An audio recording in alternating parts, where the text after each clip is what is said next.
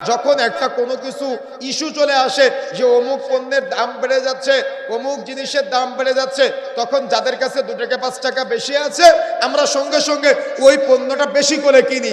আপনার চিনির দরকার 1 কেজি, কিন্তু আপনি চিনি কেনেন 5 কেজি। এভাবে বাজারের শত শত মানুষ যার দরকার 500 গ্রাম ও কেনে 5 কেজি, যার দরকার 100 গ্রাম ও 10 কেজি কিনে নিয়ে এসে বসে থাকে।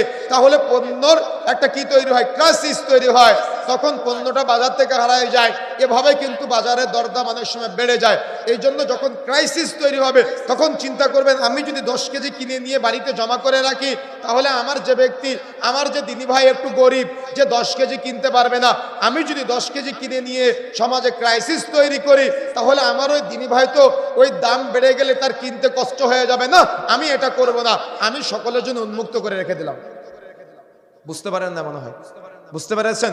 যদি আপনারা 5 জন মিলে কোনো একটা পণ্য বাজার থেকে শেষ করে দেন, তাহলে কিছু দরিদ্র মানুষ আছে না এলাকার, ওই দরিদ্র মানুষ যারা যখন ওই পণ্যটা ক্রয় করতে যাবে, তখন তার আকাশ সীমার, তখন তার ক্রয় সীমার বাহিরে চলে যাবে, তখন ক্রয় করাটা তার জন্য অনেক কষ্টকর হয়ে যাবে।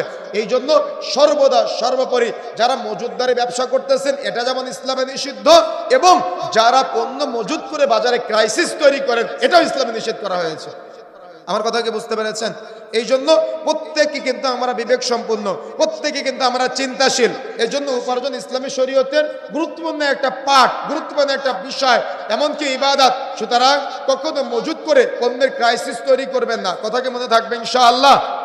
বরং যদি আপনার কোনো একটা পণ্য 42 টাকা রেটে ক্রয় করা আছে, কিন্তু বাজারে তৎক্ষণাৎ ওটার মূল্য উঠে গিয়েছে 142 টাকা, তখন আপনি কি করবেন জানেন? তখন আপনি ইমানদার, পরহেজগার, তাকওয়াশীল আমাদের ভাইয়েরা যারা আছে, তাদের জন্য আপনি যে দামে ক্রয় করেছিলেন ওই দাম থেকে কিছুটা লাভ রেখে আপনি সেল করবেন, যাতে করে কেউ ক্রাইসিস তৈরি করতে না পারে।